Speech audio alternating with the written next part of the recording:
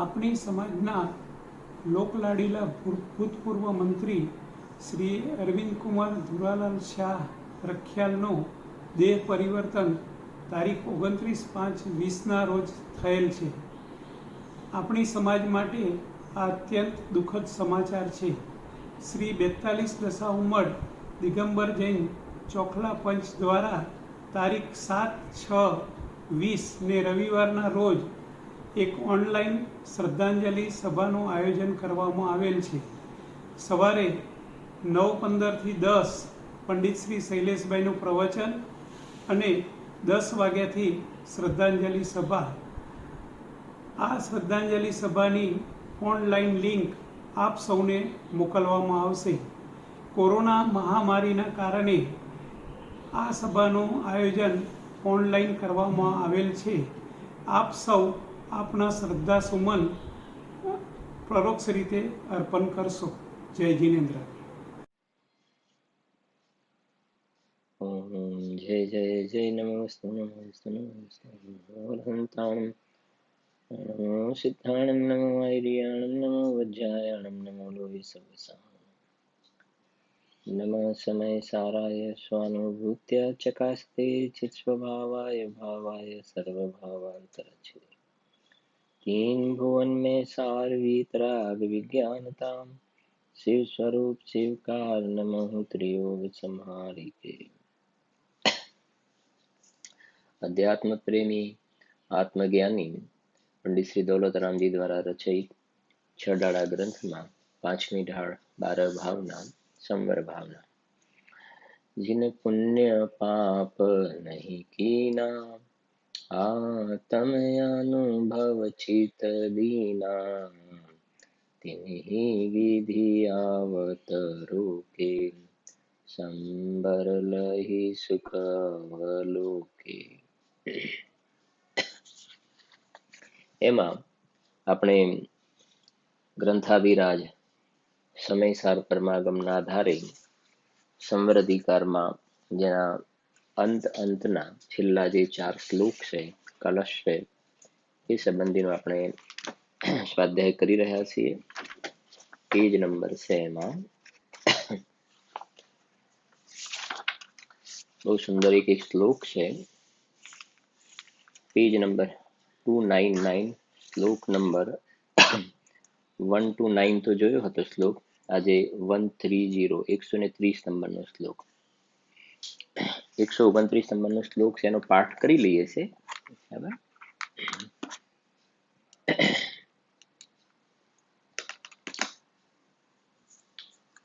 સંપદ્યતે સંવરેશ સાક્ષાત શુદ્ધાત્મ તત્વ કિલ ઉપલંભાન સભેદ વિજ્ઞાન તૈવ તસ્માન તદ્ભેદ વિજ્ઞાનમતીવ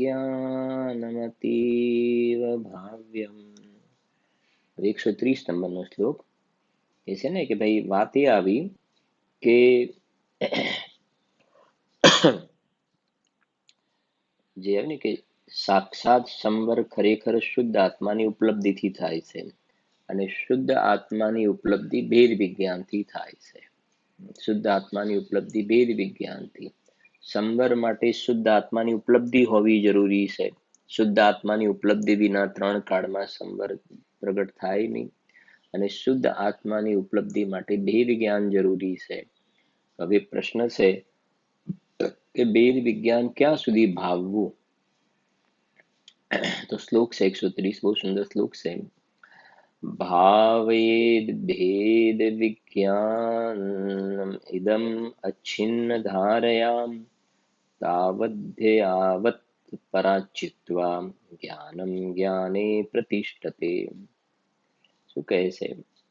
ઇદમ ભેદ વિજ્ઞાનમ, આ ભેદ વિજ્ઞાન અછિન્ન ધારાય, અછિન્ન ધારાથી, જેમાં વિચ્છેદ ન પડે એવા અખંડ પ્રવાહ રૂપે અછિન્ન ધારયા, ત્યાં સુધી ભાવવું. તાવત ભાવેત, પછી યાવત શબ્દ છે, તાવત અને યાવત, ત્યાં સુધી ભાવવું કે જ્યાં સુધી પરાચિત્વા પરભાવોથી છૂટી જ્ઞાનમ જ્ઞાને પ્રતિષ્ઠતે, જ્ઞાન જ્ઞાનમાં જ ઠરી જાય, ત્યાં સુધી ભેદ વિજ્ઞાન ભાવવું. બરાબર. હવે ભાવાર્થની અંદર પંડિતજીએ એનો અર્થ કર્યો છે કે જે આ જ્ઞાનનું જ્ઞાનમાં ઠરવું, પ્રતિષ્ઠિત થવું, એ બે પ્રકારથી જ્ઞાનનું જ્ઞાનમાં ઠરવું. બહુ સુંદર વિષય છે. એક જ્ઞાનનું જ્ઞાનમાં ઠરવું બે પ્રકારથી જાણવું. આપણે આ સંવરની શરૂઆત, એક સંવરનો ક્રમ પૂરો થાય ને તેમાં બંને પ્રકારનું ઠરવું સમજવું જરૂરી છે. જ્ઞાનનું જ્ઞાનમાં ઠરવું બે પ્રકારથી. જો પેલું, એક તો મિથ્યાત્વનો અભાવ થઈ સમ્યક જ્ઞાન થાય અને ફરી મિથ્યાત્વ ન આવે ત્યારે જ્ઞાન જ્ઞાનમાં ઠર્યું કહેવાય. એક આ છે. બરાબર છે ને. બીજું પણ વાંચી લઈએ છે. બીજું, જ્યારે જ્ઞાન શુદ્ધોપયોગ રૂપે સ્થિર થઈ જાય અને ફરી અન્ય વિકાર રૂપે ન પરિણમે ત્યારે તે એટલે જ્ઞાન જ્ઞાનમાં ઠરી ગયું કહેવાય. આ બે પ્રકારથી જ્ઞાનનું જ્ઞાનમાં ઠરવું. જ્યાં સુધી બંને પ્રકારે જ્ઞાન જ્ઞાનમાં ન ઠરી જાય ત્યાં સુધી ભેદ વિજ્ઞાન ભાવ્યા કરવું. આ સમયસારના આપણે પરીક્ષાઓ બધી લેવાઈ ગઈ છે ને, ક્વેશ્ચન આન્સર બધા ઘણા બધા આની સાથે આની પરીક્ષાઓમાં જોડાયેલા પણ છે. ખ્યાલ આવશે. જુઓ, સમજો કે જ્ઞાનનું જ્ઞાનમાં ઠરવું બે પ્રકારથી. એક તો પહેલું, મિથ્યાત્વનો અભાવ થઈ સમ્યક જ્ઞાન થાય અને ફરી મિથ્યાત્વ ન આવે ત્યારે જ્ઞાન જ્ઞાનમાં ઠર્યું કહેવાય. એટલે આ પહેલું જે જ્ઞાનનું જ્ઞાનમાં ઠરવું જે વાત છે ને, એ શ્રદ્ધાનો દોષ નીકળી જવો. એટલે કે મિથ્યા દર્શનમાંથી સમ્યક દર્શનની પ્રાપ્તિ થવી. સિમ્પલ વાત કરીએ તો ચોથું ગુણસ્થાન પ્રગટ થયું. બરાબર છે ને. શ્રદ્ધાનો દોષ નીકળી ગયો, સમ્યક દર્શનની પ્રાપ્તિ થઈ. એ લખ્યું છે ને, સ્પષ્ટ લખ્યું છે, મિથ્યાત્વનો અભાવ થઈ સમ્યક જ્ઞાન થાય. મિથ્યાત્વનો અભાવ થઈને સમ્યક જ્ઞાન થયું એટલે સમ્યક દર્શન થયું, એટલે જ્ઞાન સમ્યક થઈ ગયું. અને ફરી મિથ્યાત્વ ન આવે, આ વાત બરાબર સમજી, ત્યારે જ્ઞાન જ્ઞાનમાં ઠર્યું કહેવાય. કેવી રીતે સમજો જરાક. કે અજ્ઞાન દશામાં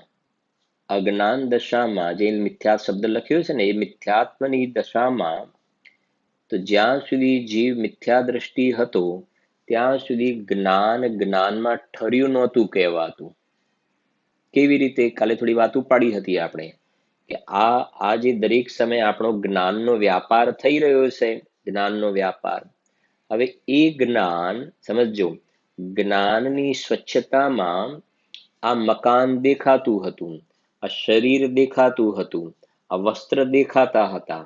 તો જ્ઞાન શું કરતું હતું કે આ જે આ બધા જ્ઞેયો જણાય ને, પરજ્ઞેય, તો એમાં એ આ મારા છે એવું માનતું હતું, એવું જાણતું હતું. એટલે શ્રદ્ધાની અંદર ત્યાં માન્યતામાં ગડબડ થઈ ગઈ ને. શ્રદ્ધામાં મિથ્યા દર્શનનો જન્મ થયો ત્યાં આગળ. કે શું થયું કે આ મકાન જણાયું ને, તો એમ માન્યું કે આ મારું મકાન, મારું મકાન.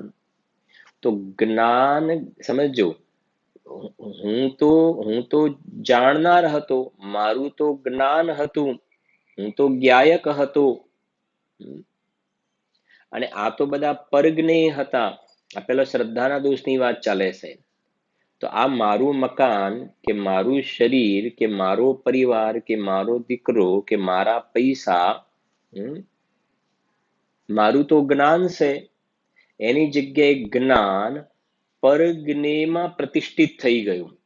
એટલે એને આ પરજ્ઞેયોને પોતાના માન્યા, પરજ્ઞેયોને પોતાના માન્યા. એટલે એ ત્યાં આગળ મિથ્યાત્વ થઈ ગયું.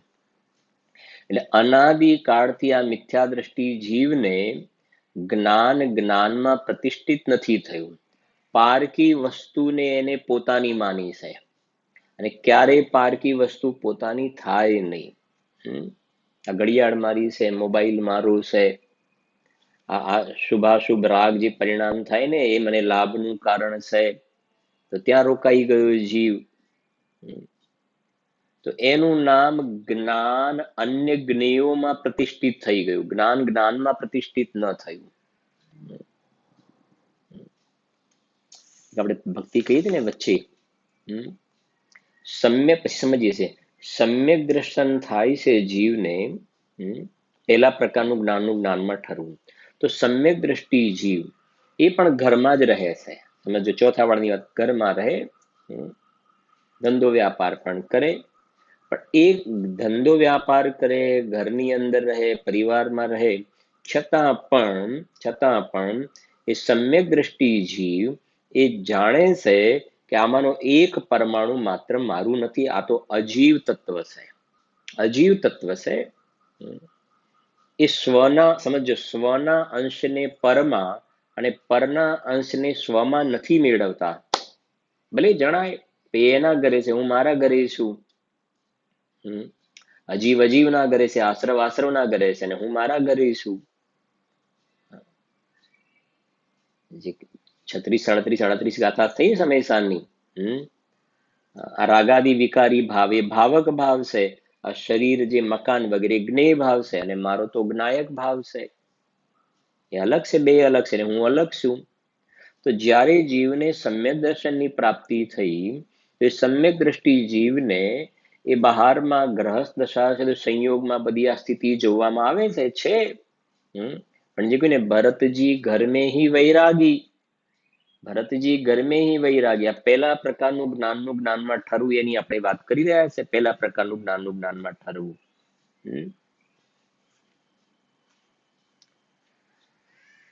જે 38મી ગાથામાં કહ્યું ને કે હું એક છે ને, ત્યાં હું એક શુદ્ધ સદા અરૂપી જ્ઞાન દર્શનમય ખરે, કઈ અન્ય તે મારું જરી પરમાણુ માત્ર નથી. અરે ભલે હોય, પણ એક પરમાણુ માત્ર ને અંદરમાં ગાલમેલ નથી કરતો, ભેળસેળ નથી કરતો. ભેદ વિજ્ઞાન છે, ભેદ વિજ્ઞાન. અજ્ઞાની ભેળસેળ કરી નાખે છે, સ્વના અંશને પરમાં ને પરના અંશને સ્વમાં મેળવી કાઢે છે. એટલે એને મિથ્યા દર્શન, મિથ્યા જ્ઞાન, મિથ્યા ચારિત્ર જોવામાં આવે છે, અને એના ફલમાં જીવ સંસારમાં પરિભ્રમણ કરતો જોવામાં આવે છે. એની ગડબડ થઈ ગઈ. જ્યારે સમ્યક દ્રષ્ટિ આવા પ્રકારની કોઈ ભેળસેળ કરતો નથી. એટલે આ સૌથી પહેલા નંબરનું જ્ઞાનનું જ્ઞાનમાં ઠરવું કહેવાય. બરાબર ધ્યાનથી સમજો. એ સમ્યક દ્રષ્ટિ જીવનો, બરાબર સમજો, સમ્યક દ્રષ્ટિ જીવ સ્વાનુભૂતિ થયું, આત્માનો અનુભવ થયો, પછી એનો ઉપયોગ બહાર જાય. ખાસ સમજવાનું છે, ઉપયોગ બહાર જાય. જે કહ્યું ને કે ભાઈ છોકરાઓમાં પણ ઉપયોગ જાય, મંદિરમાં પણ ઉપયોગ જાય, સ્વાધ્યાયમાં પણ ઉપયોગ જાય, કુટુંબમાં પણ ઉપયોગ જાય. ત્યાં જાણવામાં ઉપયોગ ગયો છે ત્યાં, અને એનો વિચાર પણ ચાલે છે. જ્યાં ઉપયોગ ગયો ને ત્યાંનો વિચાર પણ ચાલે છે. એ વખતે તત્વ વિચાર પણ ન હોય. બે ઘરે છોકરાનું લગ્ન લીધું છે, હવે આ કોરોનાનો પ્રસંગ છે, આવું બની શકે? કોરોનાનો પ્રસંગ છે તો આપણે લગ્નનું હવે શું કરીશું? બરાબર, સાદાઈથી કેવી રીતે આમ તેમ, બરાબર છે કે નહીં? કે પછી 1 વર્ષ પછી લેવું છે કે આ વર્ષે લેવું છે? એવો સમ્યક દ્રષ્ટિ જીવને આવા વિચાર પણ ચાલે. હવે કોઈ તત્વ વિચાર પણ નથી, તત્વ વિચાર સિવાયનો એવા વિચાર પણ ચાલે છે સમ્યક દ્રષ્ટિને. તો એ વાતથી ઉપયોગ, એમનો ઉપયોગ બહાર છે. બરાબર સમજ, ઉપયોગ બહાર છે, પણ પ્રતીતિ. હવે વાત કરી રહી છે કે સમ્યક દર્શન થયું ને, સમ્યક દર્શન થયું તો શ્રદ્ધાનું લક્ષણ છે. શ્રદ્ધાને આ આમ જ છે એવો પ્રતીતિ ભાવ, ટોડરમાં જે લખ્યું મોક્ષ માર્ગ પ્રકાશ, આ આમ જ છે એવો પ્રતીતિ ભાવ, એને સમ્યક દર્શન કે મિથ્યા દર્શન જે કહે ને, ખોટી પ્રતીતિ ને સાચી પ્રતીતિ. મિથ્યા દ્રષ્ટિને ખોટી પ્રતીતિ છે કે હું મનુષ્ય જ છું, હું પુરુષ જ છું. સમજાય છે કે નહીં? હું સ્ત્રી જ છું. મિથ્યા દ્રષ્ટિ જીવને ખોટી પ્રતીતિ છે. મિથ્યા શ્રદ્ધા, શ્રદ્ધા એટલે આ આમ જ છે એવો પ્રતીતિ ભાવ, ખોટી પ્રતીતિ છે. બરાબર, શ્રદ્ધા ગુણનો રોલ સમજવું. અને સમ્યક દર્શન થયું ને તો હું ભગવાન આત્મા જ છું, હું શુદ્ધ આત્મા જ છું. અને આમાંનો એક પરમાણુ માત્ર મારો છે જ નહીં. આવા પ્રકારની યથાર્થ પ્રતીતિ, સમ્યક પ્રતીતિ, એને સમ્યક દર્શન કહેવામાં આવે છે. પછી ઉપયોગ ભલે બહાર જાય, એમાં કોઈ વાંધો નથી આવતો. સમજે, એનું સમ્યક દર્શન કન્ટિન્યુ રહ્યું. સમ્યક દ્રષ્ટિને વારંવાર હું શુદ્ધાત્મા છું એવું ગોખવું નથી પડતું. એ બહારમાં જોડાયેલો હોય, ધંધા વ્યાપારમાં કહ્યું ને, ગ્રાહક સાથે ડીલ કરતો હોય, એ વખતે પણ સમ્યક દ્રષ્ટિ બરાબર એને જાણે છે, માને છે કે હું તો એક ગાયક ભાવ છું. જે શ્રીમદજી કહ્યું ને, આપણે ક્યારે નાળિયેરમાંથી જેમ ગોળો છૂટો પડી જાય, અંદર ગડગડિયો નાળિયેર ગોળો છૂટો, એમ સમ્યક દ્રષ્ટિ જીવ એ બહારમાં જોડાયો છે એ વખતે જાણે છે કે આ શરીરથી હું જુદો છું, રાગથી જુદો છું, અંદરમાં ચૈતન્ય તત્વ છું, આવું જાણ. એટલે તો સમ્યક દ્રષ્ટિને 7 તત્વની શ્રદ્ધા કહેવાય છે. નહીં તો 7 તત્વની શ્રદ્ધા ક્યાંથી કહેવાશે? જ્યારે મિથ્યા દ્રષ્ટિ જીવને એકે તત્વની શ્રદ્ધા નથી, બધે ગડબડ જોવામાં આવે છે અજ્ઞાનીને. તો સમજાય છે? જો સમજજો, થોડુંક સરળ કરીએ, કદાચ અઘરું લાગ્યું હોય તો, કે આવું કેવી રીતે બની શકે. તો કોઈ વ્યક્તિ ભાડાના મકાનમાં રહે છે, રેન્ટ ઉપર રહે છે, બરાબર છે ને, રેન્ટ ઉપર રહે છે. હવે આપણને ક્યાંક મંદિરમાં, સ્વાધ્યાયમાં વગેરે મળવાનું થયું, અને એ પોતે ભાડાના મકાનમાં રહે છે, ને પછી આપણે એને કહ્યું કે મારા ઘરે આવજો, એ પણ એમ કહે મારા ઘરે આવજો. તો હવે એ ભાડાના મકાનમાં રહે છે ને આપણને કે મારા ઘરે તમારે આવવું પડશે, તમે જો મારા ઘરે નહીં આવો તો પછી હું નહીં આવું, પછી આપણા રિલેશન નહીં રહે, બરાબર? ગમે તે રીતે તમારે પ્લાનિંગ, મારા ઘરે આવવું પડશે. હવે 5 વખત મારા ઘરે આવવું પડશે, મારા ઘેર આવવું પડશે બોલે છે ને, રહે છે ભાડાના મકાનમાં, બરાબર સમજો, રહે છે ભાડા. હવે ભાડાના મકાનમાં રહેતો હોવા છતાં એ ભાષા લોક વ્યવહારની, બરાબર સમજો, એમ બોલે છે કે મારા ઘરે આવું, મારા ઘરે આવજો, મારા ઘરે આવું બોલે છે. એ વખતે પણ અંદર માન્યતામાં એ બરાબર જાણે છે કે આ મારું ઘર નથી, આ તો ભાડાનું છે. મારું ઘર તો 3 મહિના પછી સામે નવા ફ્લેટમાં રહેવા જવાનું, એ મારું ઘર છે. આ દ્રષ્ટાંત. હવે બોલે છે ને, બોલવામાં શું વાંધો છે કે મારું ઘરમાં બોલે, સમજો, મારું ઘર બોલે છે, એ વખતે પણ અંદર માન્યતામાં એક મકાનના એક ખીલ્લી, એક નાના પરમાણુને પોતાને નથી માનતો. એ દ્રષ્ટાંત બની શકે છે કે નહીં? રહેતો હોવા છતાં પણ આવું બને કે ના બને? અને જો એ મકાનને મારું કહે અને મારું જો માને ને, મારું મકાન માને, તો ચોર કહેવાય, સાહુકાર ના કહેવાય. ચોર કહેવાય, સાહુકાર ના કહેવાય. સાહુકાર કોને કહેવાય? કે બોલે ખરો લોક વ્યવહારની ભાષામાં, પણ માનતો નથી એક પરમાણુને પોતાનું. ભાડાનું મકાન મારું નથી. એવી રીતે સમજો, એવી રીતે સમ્યક દ્રષ્ટિ ધર્માત્મા છે ને, એ ઘરમાં છે, કુટુંબ પરિવાર સમાજની અંદર રહેલો છે, દેશમાં રહેલો છે, રાજ્યમાં રહેલો છે, નગરમાં રહે છે, તો નગરની અંદરનો જેવો વ્યવહાર હોય એવી રીતે વાત કરશે. ત્યાં આગળ વાત તો લોક વ્યવહારની કરશે. ભાષા, બરાબર સમજો, ભાષામાં સમ્યક દર્શન મિથ્યા દર્શન નથી હોતું. આ બધા ન્યાય ખૂબ સમજવા જેવા છે. ભાષામાં સમ્યક દર્શન મિથ્યા દર્શન ના લાગે. અંદર તમારી માન્યતા શું છે, તમારી પ્રતીતિ કેવા પ્રકારની છે, તમારો વિશ્વાસ કેવો છે, તમારી રુચિ કેવી છે, તો એના સાથે દોષ લાગે છે, માન્યતા સાથે. કેમ કે આ સમ્યક દર્શન ને મિથ્યા દર્શન એ શ્રદ્ધા ગુણની પર્યાય છે, આ ભાષાની થોડી પર્યાય છે. ભાષા તો લોક વ્યવહારની જોવામાં આવશે, અને અંદરમાં જે માન્યતા જે છે ને, એની સાથે સમ્યક દર્શન મિથ્યા દર્શનનો દોષ લાગશે. સમજો, જરા ખ્યાલ આવશે.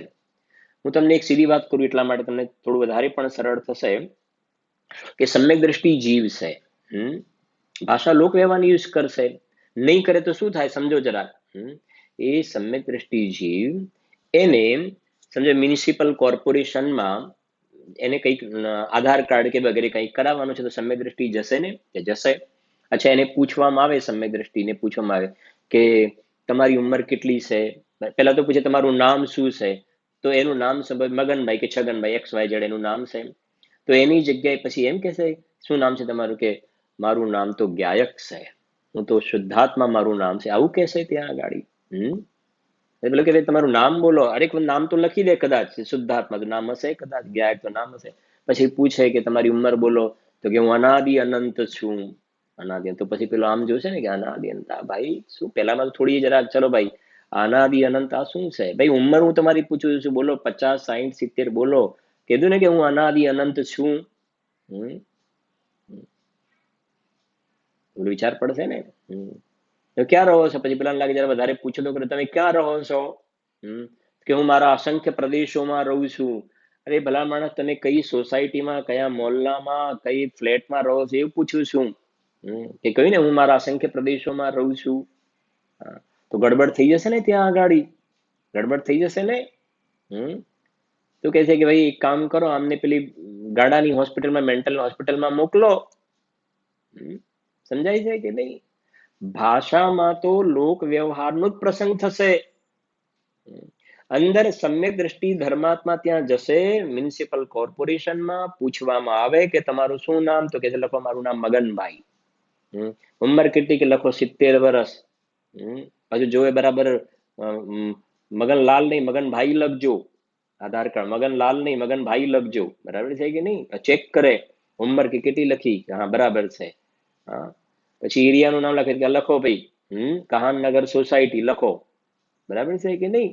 જે કઈ હોય લખાવે ને, મકાનનું નામ લખાવે, એનું જે હોય એ પ્રમાણે. તો ક્યાં રહો છો તો એ લખાવશે ત્યાં આગળ. દ્રવ્ય, ક્ષેત્ર, કાળ, ભાવ, સ્વ, ચતુષ્ટય છે ને. તો એ બધું બરાબર કયા ગામમાં રહો છો બધું બરાબર લખાવશે ત્યાં આગળ. એ વખતે આ બધું લખાવે છે, એ વખતે જોવે પણ છે. એ વખતે સમ્યક દ્રષ્ટિ જીવને આ ગામ મારું છે, આ મોહલ્લો, આ એરિયા મારું છે, મારી ઉંમર 70 વર્ષ, એ બિલકુલ જાણતા નથી. એ બધું જાણે છે આ બધી પરાઈ વસ્તુ છે. આ અસદભૂત વ્યવહારનો પરિચય છે. અસદભૂત વ્યવહાર.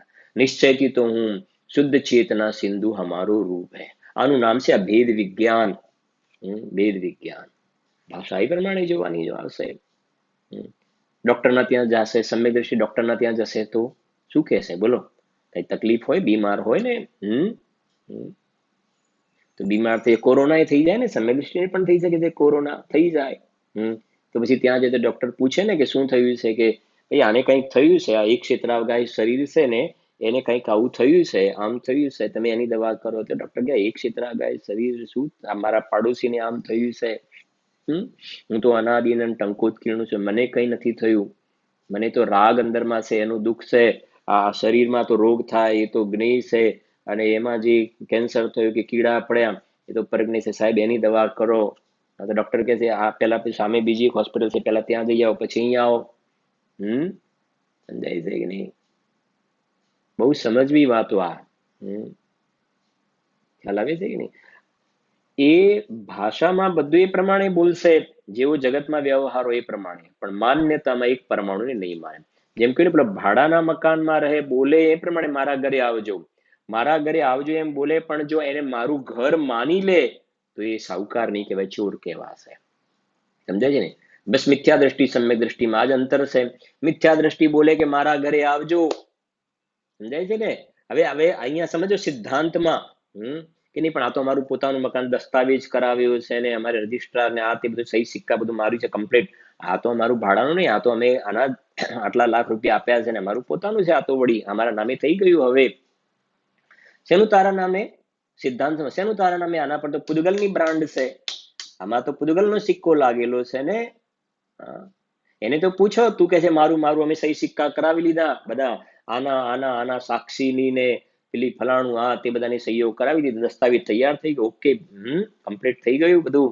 અને કહે કે હાસ કેમનું દસ્તાવેજનું કામ અટકેલું હતું, થઈ ગયું, પૂરું થઈ ગયું, આપણા નામે થઈ ગયું. શું તારા નામે થઈ ગયું? શું થઈ ગયું તારા નામે? બરાબર વાત. સમ્યક દ્રષ્ટિ પણ આવું દસ્તાવેજ કરાવે, મિથ્યા દ્રષ્ટિ પણ કરાવે, પણ બંનેની માન્યતામાં ફરક છે. સમ્યક દ્રષ્ટિ દસ્તાવેજ કરાવે બધું થઈ ગયું ને, પણ એ તો જાણે છે કે ભાઈ અંદરમાં મેં તો હું ભગવાન આત્મા, શુદ્ધાત્મા, સ્વસંવેદનમાં મને આત્માનો અનુભવ થયો ને, એ દસ્તાવેજ એ સાચો દસ્તાવેજ છે. એ સાચો દસ્તાવેજ છે. પંચ પરમેષ્ટિની બહારમાં સાક્ષી અને અંદરમાં શુદ્ધાત્માની સાક્ષી, સ્વસંવેદનની સાક્ષી મેં પ્રમાણ કર્યું છે કે હું તો અનાદિ અનંત અખંડિત જ્ઞાયકમાં. એ સાચો દસ્તાવેજ. અને બહારમાં લોક વ્યવહારથી આવો દસ્તાવેજ કરાવે, સમ્યક દ્રષ્ટિ કરાવે, અને બોલે પણ ખરો કદાચ કે ચલો ભાઈ સારું કામ ક્યાંનું અટક્યું હતું, દસ્તાવેજનું કામ થઈ ગયું, શાંતિ થોડી થઈ ગઈ. એ ચારિત્રનો દોષ છે, નબળાઈનો દોષ છે, શ્રદ્ધાનો નહીં. જ્યારે પેલો મિથ્યા દ્રષ્ટિને દસ્તાવેજ થાય ને, એ માને છે કે આ મારું મકાન, એ માને મારું મકાન, આ બધું મારું, આ 2 રૂમ છે ને 3 રૂમ છે ને એનો આટલી જગ્યા ને આમાં આટલો, આ રૂમ મોટો છે ને આ રૂમ નાનો છે ને ગેલેરી છે અને કામ છે ને આવા વોર્ડરોબ છે અને આમ છે તેમ છે. અંદરમાં એક જાતિનો કહેવાય ને એનું એનું જ્ઞાન પરજ્ઞેયમાં સ્થાપિત થઈ ગયું છે. એને એમાં એમાં ને ભેળસેળ કરી નાખી છે એને. એને તો પૂછો કે તું કહે છે મારું મારું મારું, એમાં તો પૂદગલની બ્રાન્ડ લાગેલી છે, પૂદગલની બ્રાન્ડ લાગેલી છે. અને તું કહે છે મારું, તો તું સાહુકાર નહીં, તું ચોર છે. એ કેવું છે, તું સાહુકાર નહીં, તું ચોર છે. મિથ્યા દ્રષ્ટિ છે. નાટક સમયસારમાં શ્લોક છે, આ નાટક સમયસારમાં, સત્તા કી સમાધિ में બિરાજી રહે સોઈ સાહુકાર. જે પોતાની સત્તામાં રહે એને સાહુકાર કહેવાય, કે મારો સ્વભાવ જાણવા દેખવાનો જે છે, એમાં રહે સાહુકાર. અને સત્તાથી નીકળીને બહાર જે જોવે છે ને, બહાર જોવે છે એટલે પરને જે પોતાના માને છે ને, એ સાહુકાર નથી, ચોર છે. નાટક સમયસારનો શ્લોક છે, જોઈએ પછી મળે ટાઈમ રહે તો બતાવીએ છીએ. શ્લોક છે નાટક સમયસારમાં. મિથ્યા દ્રષ્ટિ ચોર છે, સમ્યક દ્રષ્ટિ સાહુકાર છે. આ અધ્યાત્મની રિયલ વ્યાખ્યા છે આ. હા, સમજાય છે કે નહીં? બેંક દ્રષ્ટાંતો ઘણા બધા છે. બેંકની અંદર જે પેલા કેશિયર હોય છે ને, બેંકમાં કેશિયર હોય છે ને, તો કેશિયર બધી કેશ ગણે ને, આમ આમ આમ ગણે કે ના ગણે ને. તો દિવસના કેશ ઉપર બેઠે ને 20-25 લાખ રૂપિયા રોજ ગણે, 20-25 લાખ રૂપિયા રોજ ગણી નાખે, એક એક એક એક બંડલ ગણતા જાય, 25-30 લાખ ગણે. તો હવે જે ગણે છે ને, તો બધું ગણતરી કરે ને, તો ભાઈ મેં તમને આટલા આપ્યા, મેં તમને આટલા, જે હિસાબ કિતાબ કરે આટલા મોકલાવ્યા. તો હવે એ એક કેશને એ પોતાની જાણે છે કે આ મારી પ્રોપર્ટી છે એવું જાણે છે, માને છે, ગણતો હોય એમ દેખાય, અને પછી કે મેં તમને આટલા આપ્યા, મેં તમને આટલા આપ્યા, વ્યવહાર કરે ને અંદર જે ડીલ કરતા હોય એ પ્રમાણે. અને એ જો એને પોતાની માને, સમજાય છે ને, હા, માને ને એની અંદર ગડબડ કરે ને, તો એ કેશિયર નહીં કહેવાય, એ સાહુકાર નહીં કહેવાય ને, ચોર કહેવાશે. સમજાય છે કે નહીં? એ જાણે છે કે મહિને મને આ 30,000 કે 40,000 કે 50,000 લાખ રૂપિયા મને જે પગાર મળે છે ને, એ મારી કેશ દ્રષ્ટાંત, એ મારી, આ નહીં મારી. બસ એવી રીતે વાત છે આ. અહીંયા પહેલા નંબરનું જ્ઞાનમાં પ્રતિષ્ઠિત થવું આ છે. એ સમ્યક દર્શન થઈ ગયું ને, સ્વાનુભૂતિ થઈ, સ્વસંવેદનમાં આત્મા પ્રત્યક્ષ થયો, તો પહેલા નંબરનું જ્ઞાનનું ઠરવું. અને ક્યાં સુધી અહીંયા ઠરવું એવું લીધું છે, સાંભળજો. એક તો સાંભળજો, અહીં જ્ઞાનમાં ઠરવું 2 પ્રકારે જાણવું. એક તો મિથ્યાત્વનો અભાવ થઈ સમ્યક જ્ઞાન થાય, અને ફરી મિથ્યાત્વ ન આવે ત્યારે જ્ઞાનમાં ઠર્યું કહેવાય. સમજાય છે ને? ફરી મિથ્યાત્વમાં જો આવી જાય ને, તમને ખ્યાલ છે ને, ફરી મિથ્યા દ્રષ્ટિ થઈ જાય તો એ સાદી મિથ્યા દ્રષ્ટિ કહેવાય. સાદી મિથ્યા દ્રષ્ટિ, એક અનાદિ મિથ્યા દ્રષ્ટિ. અનાદિથી એટલે એક ક્યારેય પણ જીવને સમ્યક દર્શન પ્રગટ થયું નથી. એ અનાદિ મિથ્યા દ્રષ્ટિ, થયું જ નથી એકે વખતે, પારણા થયા જ નથી, અતિન્દ્રિયાનંદનું ભોજન કર્યું જ નથી, એ અનાદિનો મિથ્યા દ્રષ્ટિ છે. અને બીજો સમ્યક દર્શન પ્રગટ કર્યું, અને પાછું વમી ગયું, સમ્યક દર્શન છૂટી ગયું અને પાછો મિથ્યા દ્રષ્ટિ થઈ ગયો, તે સાદી મિથ્યા દ્રષ્ટિ કહેવાય. સાદી મિથ્યા દ્રષ્ટિ જે ભગવાન મહાવીર સ્વામીના ચરિત્રમાં આવે છે ને, સિંહની પર્યાયમાં જે સમ્યક દર્શન પ્રાપ્ત કર્યું ને, એ પહેલાના આગળના ભાવોની અંદર પણ એ જ્યારે વિશ્વનંદી રાજકુમાર હતા, વિશ્વનંદી, એ વખતે પણ એમને સમ્યક દર્શન પ્રગટ કર્યું હતું. મુનિ દીક્ષા પણ અંગીકાર કરી હતી, પણ સમ્યક દર્શન છૂટી ગયું, મિથ્યા દ્રષ્ટિ થઈ ગયા હતા. સમજાય છે કે નહીં? તો એ સમ્યક જ્ઞાન થયું ને, પહેલા પ્રકારનું જ્ઞાનમાં પ્રતિષ્ઠિત થયું, પણ પાછું વમન થઈ ગયું, તો એ સાદી મિથ્યા દ્રષ્ટિ થઈ ગયા.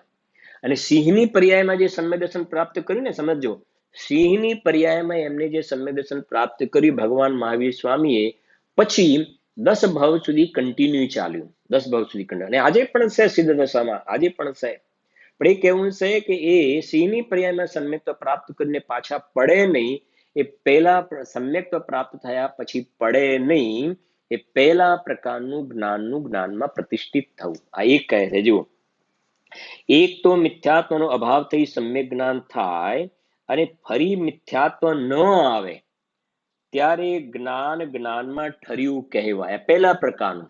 આ શ્રદ્ધાનો દોષ નીકળી ગયો. શ્રદ્ધાનો, માન્યતા ખોટી હતી ને એ મોટું, આ મિથ્યાત્વ અને અનંતાનુબંધી નીકળી ગયા. આ પહેલા પ્રકારનું જ્ઞાનમાં ઠરવું કહેવાય. એક સાથે બીજી વાત પણ સમજજો. છૂટી જાય તો મિથ્યા દ્રષ્ટિ થઈ ગયો. તો કોઈને થાય કે પાછળ મિથ્યા દ્રષ્ટિ થઈ જાય, એવું બને કે ચિંતા નહીં કરો, કે આટલી મહેનત કરીને સમ્યક દર્શન કરીને પાછળ મિથ્યા દ્રષ્ટિ થઈ જાય. એક વાત બરાબર સમજજો કે એ છૂટી જાય ને મિથ્યા દ્રષ્ટિ થઈ જાય ને તો પણ જીવ અલ્પકાળમાં ફરીથી સમ્યક દર્શન પ્રાપ્ત કરી અને નિર્વાણ પદને, મોક્ષ પદને પ્રાપ્ત કરી લેશે. ફરીથી સમ્યક દર્શન પ્રાપ્ત કરી લેશે. એક વખતે એ અતિન્દ્રિય આનંદનો અંદરમાં સ્વસંવેદન થઈ ગયું ને પછી ભલે છૂટી જાય પણ કોઈ ચિંતા કરવાની જરૂર નથી. ફરીથી પ્રાપ્ત કરી અને કિંચિત ન્યૂન અર્ધ પુદ્ગલ પરાવર્તનમાં વધારેમાં વધારે એટલા કાળમાં તો જીવ મોક્ષે ચાલ્યો જ જશે. એટલે કહે છે એક વખત માટે હંમેશા કહે છે ને 100 દોરો પરોવી લે, સમ્યક દર્શનની તો પ્રાપ્તિ કરી લે, રત્નત્રયને પ્રાપ્ત કરી લે, ચોથું ગુણસ્થાન પ્રગટ કરી લે, અને આત્માના આશ્રય પ્રગટ થશે. જો એ કહે છે એટલે છે ને, અને ફરી મિથ્યાત્વ ન આવે ત્યારે જ્ઞાનમાં ઠર્યું કહેવાય. હવે બીજું જ્યારે જ્ઞાન શુદ્ધોપયોગ રૂપે સ્થિર થઈ જાય. આ પ્રતીતિની વાત નથી. હવે એટલે પ્રતીતિ હતી ને શ્રદ્ધા ગુણની પર્યાય હતી. શ્રદ્ધાનું કામ તો ક્લીન થઈ ગયું, શ્રદ્ધા તો ઓકે થઈ ગઈ, ચોથું ગુણસ્થાન પ્રગટ થઈ ગયું. હવે જીવને પડવાનું નથી, ચોથામાંથી પહેલા નથી આવવાનું. હવે જે દોષ છે ને એ ઉપયોગ સ્થિર નથી રહેતો. હવે તમને ક્લિયર થશે. સમ્યક દર્શન થઈ પછી ઉપયોગ બહારમાં જતો હતો, છોકરામાં ઉપયોગ જતો હતો, મંદિરમાં ઉપયોગ જતો હતો, સંમિત શિખરમાં ઉપયોગ જતો હતો, શરીરમાં ઉપયોગ જતો હતો, બિઝનેસમાં ઉપયોગ જતો હતો. ઉપયોગ એ બહાર જતો હતો ને એ ચારિત્રનો દોષ હતો, એ પોતાની નબળાઈ હતી. શું નબળાઈ હતી? કે આ જે સમ્યક દર્શન જો આત્માનો અનુભવ થયો તો સ્વસંવેદનમાં પ્રત્યેક એમાં સ્થિર નહોતો રહી શકતો. આને અસ્થિરતાનો દોષ કહેવાય. અસ્થિરતાનો, બહુ સમજવું. અસ્થિરતાનો દોષ ક્યારે કહેવાય? કે સમ્યક દર્શન થાય પછી સ્થિર ન રહેવાય તો ચારિત્રનો દોષ, અસ્થિરતાનો દોષ કહેવાય. મિથ્યા દ્રષ્ટિને તો પેલો મિથ્યાત્વનો મોટો દોષ છે, અભિપ્રાયનો માન્યતા મોટો દોષ ઉભો છે. એને તો આત્મા જોયો જ નથી તો પછી સ્થિર રહેવાની વાત ક્યાં છે એને અંદરમાં? સમ્યક દર્શન થયા પછી અંદરમાં સ્થિર રહેવાનું. તો શું સ્થિર રહેવાનું? કે આ ઉપયોગ બહાર આમથી આમ ભટકે છે ને, ઉપયોગ અંદરમાં સ્થિર રહેવો જોઈએ. બહાર જાય છે ને તો કાં તો અશુભ ઉપયોગ કહેવાય કાં તો શુભ ઉપયોગ કહેવાય. બિઝનેસમાં જાય છે ને તો અશુભ ઉપયોગ છે, કુટુંબ પરિવારમાં જાય છે તો અશુભ ઉપયોગ, અને શાસ્ત્ર સ્વાધ્યાયમાં જાય છે, તત્વ ચર્ચામાં જાય છે, દેવશાસ્ત્ર ગુરુના શરણમાં જાય છે, ઉપયોગ એ શુભ ઉપયોગ કહેવાય. શુભ તો એ ઉપયોગ બહાર જાય છે ને તો શુદ્ધોપયોગ નહીં કહેવાય. હવે બીજા પ્રકારનું જે જ્ઞાનમાં ઠરવું છે ને, તો આ અંદરમાં જે જાણનારો આવ્યો ને તો ઉપયોગ અંદરમાં જામી જાય, બહાર ન આવે. હવે ઉપયોગ શુભય નહીં ને અશુભય નહીં, અંદરમાં જામી જાય. એ કહે છે જુઓ, બીજું જ્યારે જ્ઞાન શુદ્ધોપયોગ રૂપે સ્થિર થઈ જાય, અને ફરી અન્ય વિકાર રૂપે ન પરિણમે. કેટલી સરસ વાત લખી છે. ફરી અન્ય એટલે અંદર જે જામી ગયા ને જામી ગયા. જેમ પહેલામાં હતું ને, સમ્યક દર્શન થઈને પડે નહીં. પહેલો બોલ, સમ્યક દર્શન થઈને પડી જાય તો મિથ્યા દ્રષ્ટિ થઈ કે એ નહીં. પહેલા પ્રકારનું જ્ઞાનનું ઠરવું એટલે સમ્યક દર્શન થયું એ થયું, હવે પડવાનું નહીં. હવે બીજા પ્રકારનું જ્ઞાનમાં ઠરવું એટલે અંદરમાં ઉપયોગ જામ્યો, અંદરમાં ઉપયોગ જામ્યો પછી બહાર ના આવે. એ બીજા પ્રકારનું જ્ઞાનનું ઠરવું. સાંભળજો, અન્ય વિકાર રૂપે ન પરિણમે ત્યારે તે જ્ઞાનમાં ઠરી ગયું કહેવાય.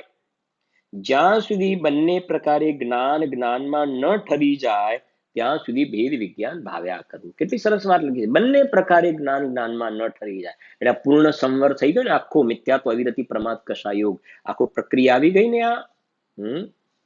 આ બિલકુલ આપણે વિષયને પકડીને બરાબર ચાલે પણ વધારે એને ખોલી રહ્યા છીએ. આ બીજા પ્રકારનું જ્ઞાનમાં ઠરવું. જો સમજો જરા થોડીક વાત, કે સમજજો. અ, એક કામ કરો તમે, એના એના પહેલા પણ છે ને આગળ અહીંયા એના આગળના પેજ ઉપર તો તમે આવશો ને 293 પેજ ઉપર 127 નંબરનો શ્લોક છે. 127 શ્લોક છે, સાંભળજો. બહુ સરસ છે, આની સાથે રિલેટેડ છે ને, એટલે સાથે આવી જાય એની ચર્ચા પણ. સાંભળજો. ધારાવાહી જ્ઞાન, ધારાવાહી જ્ઞાન, ધારાવાહી જ્ઞાન વડે શુદ્ધ આત્માને અનુભવવાથી રાગ દ્વેષ મોહરૂપ પર પરિણતિનો એટલે ભાવાસ્ત્રવનો નિરોધ થાય છે અને તેથી શુદ્ધ આત્માની પ્રાપ્તિ થાય છે. સાંભળજો. ધારાવાહી જ્ઞાન એટલે પ્રવાહ રૂપ જ્ઞાન, અતૂટક જ્ઞાન, અતૂટક પ્રવાહ રૂપ જ્ઞાન. તે બે રીતે કહેવાય છે. તે બે રીતે, જેમ પેલું છે ને જ્ઞાનનું જ્ઞાનમાં ઠરવું બે રીતે, એવો જ ભાવ. અછિન્ન ધારયા. જો, એક તો જેમાં વચ્ચે મિથ્યા જ્ઞાન ન આવે એવું સમ્યક જ્ઞાન, થઈ ગયું ને, મિથ્યા જ્ઞાન ન આવે એવું સમ્યક જ્ઞાન ધારાવાહી જ્ઞાન, ધારાવાહી જ્ઞાન. પેલું મિથ્યા જ્ઞાન સમ્યક જ્ઞાન, બસ એ વચ્ચે લખ્યું ને, મિથ્યા જ્ઞાન ન આવે એવું સમ્યક જ્ઞાન ધારાવાહી જ્ઞાન. હું તમને પૂછું જરાક, એકાદ બે હું વાત કરું છું, તમે બાકી જવાબ આપતા જજો. કે જેમને આવું, બરાબર સમજો, જેમને આવું આ સમ્યક જ્ઞાન થયું ને, અને પછી લખ્યું છે વચ્ચે હવે મિથ્યા જ્ઞાન નહીં આવે, એ કન્ટિન્યુ ધારાવાહી જ્ઞાન રહે, પડવા વાળા નથી. બીજી રીતે સમ્યક દર્શન થયું, સમ્યક જ્ઞાન થયું, હવે પડવા વાળા નથી. પહેલા પ્રકારનું જ્ઞાનનું જ્ઞાનમાં ઠરવું, પહેલા પ્રકારનું જ્ઞાનનું ઠરવું. આવા તમે કોઈ જીવ બતાવશો તમે, કે આવા કોઈ અત્યારે જીવો છે કે જેનું જ્ઞાનનું થયું એ પડવા વાળું નથી, એવા કોઈ જીવ બતાવશો તમે? તો જુઓ, તમે બોલતા જજો જરાક. એક તો સૌથી પહેલા આપણને ખબર છે કે શ્રેણિક રાજા, શ્રેણિક રાજા, બરાબર છે કે નહીં? એ સમ્યક દ્રષ્ટિ છે, ક્ષાયિક સમ્યક દ્રષ્ટિ છે, એ પડવા વાળા નથી. આ પહેલા પ્રકારનું જ્ઞાનનું જ્ઞાનમાં ઠરવું, એક શ્રેણિક રાજા, બરાબર છે ને? તમે બોલતા જજો જરાક. નંબર એક શ્રેણિક રાજા. પછી બીજા નંબરમાં આપણે ઉપર જતા જઈએ જરા દેવલોકમાં. તો પેલું નીચેથી ઉપર જતા જઈએ એટલે તમને સરળ પણ થઈ જશે થોડું મોટા રૂપમાં. સૌધર્મ ઇન્દ્ર, પડવા વાળા નથી. સૌધર્મ ઇન્દ્રની સચી ઇન્દ્રાણી, એ જ્ઞાન પડવા વાળું નથી, બરાબર છે કે નહીં? સૌધર્મ ઇન્દ્રના 4 લોકપાલ, જે કુબેર, યમ, સોમ, કુબેર અને વરુણ, 4 કુબેર, આ બધા એકાવતારી છે, એકાવતારી, બરાબર છે કે નહીં? અને પછી દક્ષિણ દિશાના ઇન્દ્ર, દક્ષિણ, આ બધાને જે થયું છે પડવા વાળા નથી આ બધા. પછી લોકાંતિક દેવ, 5મા બ્રહ્મોત્તર સ્વર્ગમાં લોકાંતિક દેવ, એકાવતારી છે. પછી સૌથી ઉપર પહોંચી જાઓ સર્વા સિદ્ધિના દેવ, સર્વા સિદ્ધિના દેવ, એકાવતારી છે, એકાવતારી છે. સમજાય છે કે નહીં? આ બધાને પહેલા પ્રકારનું જ્ઞાનનું જ્ઞાનમાં ઠરવું, એ પડવા વાળા જ્ઞાનનું જ્ઞાનમાં ઠરવું. હવે બીજા પ્રકારનું જ્ઞાનનું જ્ઞાનમાં ઠરવું, આગળ સાંભળજો. બીજું એક જ જ્ઞેયમાં ઉપયુક્ત રહેવાની અપેક્ષાએ જ્ઞાનનું ધારાવાહીપણું કહેવામાં આવે છે. અર્થાત જ્યાં સુધી ઉપયોગ એક જ્ઞેયમાં ઉપયુક્ત રહે છે ત્યાં સુધી ધારાવાહી જ્ઞાન કહેવાય છે. આની સ્થિતિ અંતર્મુહૂર્ત જ છે છદ્મસ્તે, પછી તે ખંડિત થાય છે. આ બે અર્થમાંથી જ્યાં જેવી વિવક્ષા હોય તેવો અર્થ સમજવો. હવે શું કહે છે જો, અવિરત સમ્યક દ્રષ્ટિ વગેરે નીચેના ગુણસ્થાન વાળા જીવોને મુખ્યત્વે પહેલી અપેક્ષા લાગુ પડે. શું કહે છે?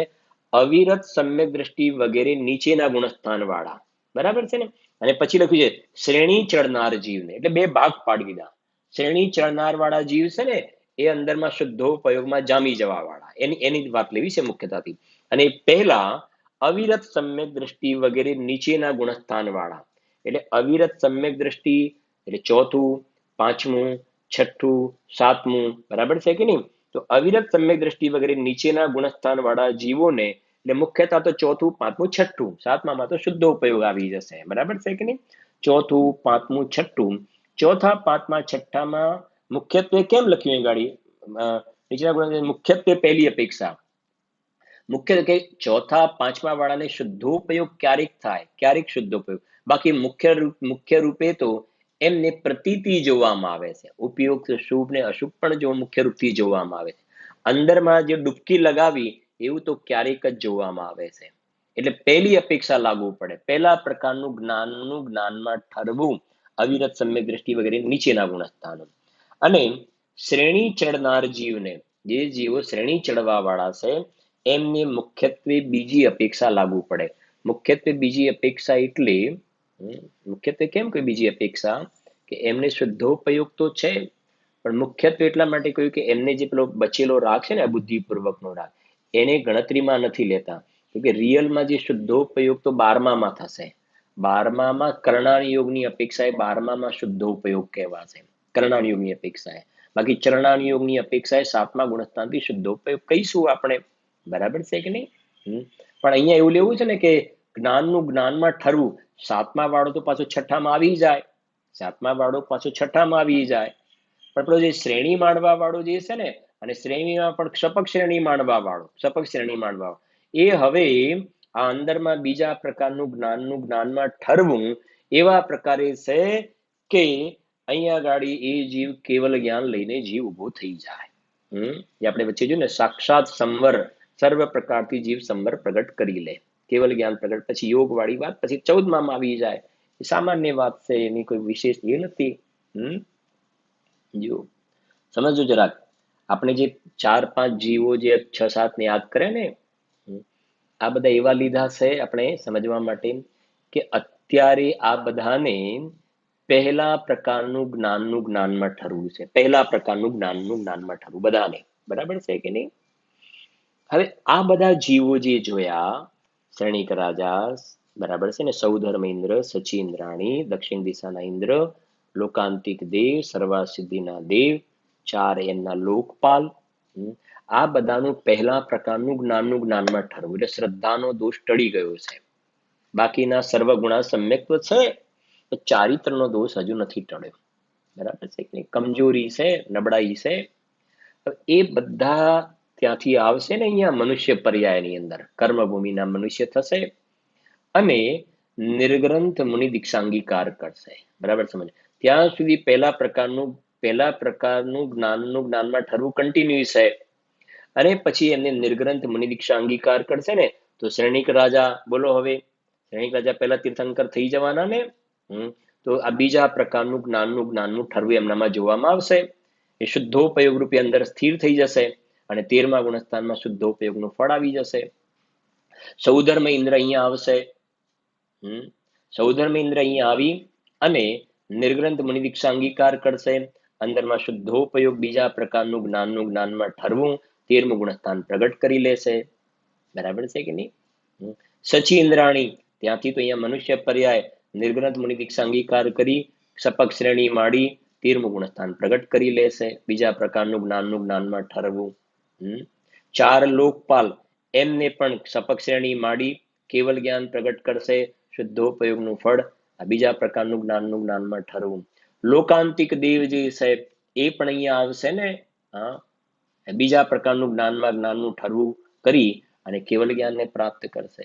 સરવાર સિદ્ધિના જે દેવો છે, ઓનલી સરવાર સિદ્ધિ લેવા હો, ત્યાં આગળ સરવાર સિદ્ધિના જ ખાલી 5 અનુત્તરમાં વચ્ચેના સરવાર સિદ્ધિના જ લેવા.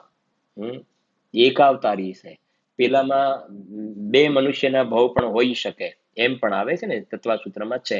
ખાલી સરવાર સિદ્ધિના લેવા છે. તો સમજો, એ 9 ગ્રૈવેકની ઉપરના બરાબર સમજ, 9 ગ્રૈવેકની ઉપરના 9 અનુદિશ અને 5 અનુત્તર, 9 અનુદિશ અને 5 અનુત્તર, એ બધાને પહેલા પ્રકારનું જ્ઞાનમાં ઠરવું તો છે, બધા સમ્યક દ્રષ્ટિ છે. સમજાય છે કે નહીં? 9 ગ્રૈવેક ને છોડી દો, 9 અનુદિશ અને 5 અનુત્તર. 9 અનુદિશ એક જ ફ્લોર ઉપર હોય છે, આપણે કદાચ થોડી વાત કરેલી છે. 9 અનુદિશ એટલે 9 ગ્રૈવેક હોય ને, સમજી લો થોડી. 9 ગ્રૈવેક એટલે 9 ફ્લોર હોય છે. 1 2 3 4 5 6 7 8, 9 ગ્રૈવેકના 9 ફ્લોર હોય, 9 ફ્લોર. અને એક 9મી ગ્રૈવેક પૂરી થાય ને પછી 9 અનુદિશ આવે ને, તો એક જ ફ્લોર ઉપર હોય. એક ફ્લોર ઉપરમાં 4 દિશા અને 4 વિદિશા, 4 દિશા અને 4 વિદિશા. બરાબર છે કે નહીં? અને એક સેન્ટરમાં થઈ ગયું, એટલે 4 દિશા 4 વિદિશા એક સેન્ટરમાં, એટલે એ થઈ ગયા 9 અનુદિશ. તો 9 અનુદિશમાં રહેવા વાળા જે બધા દેવો છે એ બધાનું પહેલા પ્રકારનું જ્ઞાનમાં ઠરવું. એ મિથ્યા દ્રષ્ટિ નથી થવાડે, સમ્યક દ્રષ્ટિ છે. પહેલા પ્રકારનું જ્ઞાનમાં ઠરવું. બરાબર છે કે નહીં? અને નવ અનુદિશ એક ફ્લોર ઉપર થઈ ગયા, એની ઉપર 5 અનુત્તર વિમાન, 5 અનુત્તર, એ પણ એક જ ફ્લોર છે, એક જ ફ્લોર. અને એક જ ફ્લોર ઉપર એમાં એક સેન્ટર અને 4 દિશા લેવાની, વિદિશા નીકળી ગઈ, એ 4 દિશા લઈ લો, પૂર્વ, પશ્ચિમ, ઉત્તર, દક્ષિણ. બરાબર છે ને? એ 4 લઈ લો એટલે 5 અનુત્તર વિમાન થયા. એમાં જે સેન્ટરમાં જે છે સર્વાર્થ સિદ્ધિ, વચ્ચે સર્વાર્થ સિદ્ધિ, અને 4 દિશામાં વિજય, વૈજયંત, જયંત અને અપરાજિત. વિજય, વૈજયંત, જયંત, અપરાજિત. સમજાઈ ગયું કે નહીં? એટલે પેલા 9 અને આ 5 14, આ 14 જે છે, 14 એ પહેલા પ્રકારનું જ્ઞાનમાં ઠરવું. પણ એમાંથી પર્ટિક્યુલરલી આ 14માં વચ્ચે જે સર્વાર્થ સિદ્ધિ ખરી લો, સર્વાર્થ સિદ્ધિ, ત્યાં રહેવા વાળા દેવો અહીંયા આવી અને એ જ ભવે મોક્ષે જવા વાળા છે. એટલે બીજા પ્રકારનું જ્ઞાનનું ઠરવું એ એમના જીવનમાં જોવા માટે આવશે ત્યાં આગળ. એટલે અહીંયા એ કહેવું છે કે આ ભેદ વિજ્ઞાન ક્યાં સુધી ભાવવું, ભેદ વિજ્ઞાન ક્યાં સુધી ભાવવું, કે જ્યાં સુધી જ્ઞાનમાં પૂરેપૂરું પ્રતિષ્ઠિત ન થાય ત્યાં સુધી. એક સિમ્પલ એક્ઝામ્પલ કહું છું, એક્ઝામ્પલ. એનું પાછું વજન નહીં લઈ લેતા તમે. શા માટે? હવે એક્ઝામ્પલનો આશરો લેવો પડે. શું કરીએ? જેમ સમજો, કોઈને કહેવાય ને મેડિકલમાં એડમિશન લેવું છે, મેડિકલમાં એડમિશન, તો 12th ની અંદર મહેનત કરશે કે નહીં કરે? 12thમાં મહેનત કરશે કે નહીં કરે? કે હોટલ ને થિયેટરમાં જ રખડ્યા કરશે? નહીં કરે. તો એ 12th ની અંદર ચોટી બાંધીને બેસી જશે, એમ કહેવાય ને, ખૂબ મહેનત કરશે. એ બધું ભણતર અનાર્ય છે, બધામાં નથી જતા. આપણે દ્રષ્ટાંત સમજજો કે આપણે આ સમજાવવું છે ને, એટલે કે બરાબર મહેનત ખૂબ કરે છે ડોક્ટર બનવા માટે, મેડિકલમાં એડમિશન લેવા માટે. એડમિશન લેવા માટે મહેનત તો કરી અને પાસ થઈ ગયું, એડમિશન મળી ગયું. પછી એના જે કંઈ 5 વર્ષ કે જે કંઈ હોય ને ડોક્ટર થવાના 5 વર્ષ સમજ ગણીને ચાલો. હવે એડમિશન મળી ગયું કોલેજમાં, એડમિશન પછી તો હવે એને લેર ખરી કે નહીં? પછી તો ગમે ત્યાં આમ કહ્યું ને આ પ્રમાણે થિયેટરમાં જાય ને ગાર્ડનમાં જાય ને આમ ફરવા જાય ને આજે આમ ફરવા જાય ને આજે ઉટી ગયા ને આજે આમ ગયા. મેડિકલમાં એડમિશન લઈ લીધા પછી બોલો. અરે કે હવે પછી તો વધારે ઉપરથી ખૂબ મહેનત કરવી પડે છે ને, ત્યાં તો બધું ભણવાનું ઘણું આમ તેમ, કેટલું બધું રાત દિવસ ટાઈમ મળે નહીં, કેટલું બધું ભણવાનું હોય છે. તો સમજાય છે મારો કહેવાનો ભાવાર્થ? એ પેલા મેડિકલમાં એડમિશન લેવા માટેનો પુરુષાર્થ, એ જાતિનો પુરુષાર્થ. બરાબર છે કે નહીં? ધર્મ, અર્થ, કામ ને મોક્ષ 4 પ્રકારના કયા ને, અર્થ સંબંધીનો. અને પછી એડમિશન મળી ગયા પછીનો પાછો પુરુષાર્થ, પછી પુરુષાર્થ બીજા પ્રકારનો.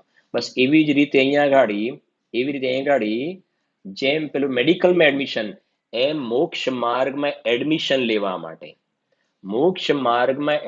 લેવા માટે, ચતુર્થ ગુણસ્થાન પ્રગટ કરવા માટે, સમજાય છે કે નહીં? એ પહેલા ભેદ વિજ્ઞાનનો અભ્યાસ કરવો. ભેદ વિજ્ઞાનનો એ પહેલા પ્રકારનો ભેદ વિજ્ઞાનનો અભ્યાસ કે જ્યાં જીવને સમ્યક જ્ઞાન પ્રગટ થયું, એડમિશન મળી ગયું, મોક્ષ માર્ગમાં એડમિશન મળી ગયું. હવે સમ્યક દ્રષ્ટિ થઈ ગયો ને, સમ્યક દ્રષ્ટિ થઈ ગયો, બરાબર સમજો. જેને મેડિકલમાં એડમિશન મળ્યું ને, એ પછી જંપીને નથી બેસતા. તમે જોતા હશો રાત દિવસ કેટલી મહેનત કરે છે, ખૂબ મહેનત કરે છે, રાત દિવસ એડમિશન મળે. એમ સમ્યક દર્શન થયા પછી જીવ આ ભગવાન બનવા માટે, ચારિત્રના દોષને તોડવા માટે ખૂબ અંદરમાં પુરુષાર્થ કરે છે. બીજી રીતે કહીએ ને તો પોતે અંદરમાં ઠરવાનો, વિશેષ સ્થિરતા કરવાનો તીવ્ર પુરુષાર્થ કરતા હોય છે. એ પ્રમાદી થઈને બેસી રહેતા નથી. એ થોડો ઘણો જે એમને કમજોરી, પ્રમાદ જોવામાં આવે ને, ત્યાં અંદરમાં ખૂબ એમને ખેદ વર્તે છે. અને આ વાત ટોડરમલજીએ મોક્ષ માર્ગ પ્રકાશકમાં 8મા અધિકારમાં તમે જોશો તો તમને મળશે કે સમ્યક દ્રષ્ટિને કોઈ કારણ વિશેષથી બહારમાં ઊભા જોવામાં આવે છે, બાકી એમને બહારમાં રહેવું ગમતું નથી. આ પ્રકારે આ એક કળશનો સ્વાધ્યાય થયો. કાલે વિશેષ ચર્ચા કરીશ. ચૈતન્ય યુવા ફોરમ દ્વારા લોકડાઉન પીરિયડમાં સવારે પ્રસારિત થતા આધ્યાત્મિક સંત પુરુષ શ્રી કાનજી સ્વામીના પ્રવચનો તથા રાત્રે પ્રસારિત થતા પંડિત શ્રી શૈલેષભાઈના પ્રવચનોનો આપણી સમાજ તથા અન્ય મુમુક્ષ સમાજના લગભગ 5000 ભાઈઓ બહેનો તથા બાળકો લાભ લઈ રહેલ છે. ચૈતન્ય યુવા ફોરમની આ ધાર્મિક લાગણી તથા પ્રવૃત્તિને પ્રોત્સાહિત કરવા બદલ ચૈતન્ય યુવા ફોરમ આભારની લાગણી અનુભવે છે. આપ સૌની લાગણી માગણીને માન આપીને વસ્ત્રાપુર મંદિરના સહયોગથી ચૈતન્ય યુવા ફોરમના પ્રમુખ શ્રી નિશ્ચયભાઈ તથા સેન્ટ્રલ કમિટીના સભ્યો દ્વારા પંડિત શ્રી શૈલેષભાઈના વસ્ત્રાપુર મંદિરમાં સવારે તથા રાત્રે થતા પ્રવચનોને લાઈવ પ્રસારણ કરવાનું નક્કી કરવામાં આવેલ છે. લોકડાઉન પીરિયડ પછી શૈલેષભાઈના વસ્ત્રાપુર મંદિરમાં પ્રવચનો ચાલુ થયેથી પ્રસારિત કરવામાં આવશે. આપ સૌ તેનો આધ્યાત્મિક લાભ લઈ અને ટીમ CYFને પ્રોત્સાહિત કરશો એવી મારી વિનંતી છે. જય જિનેન્દ્ર.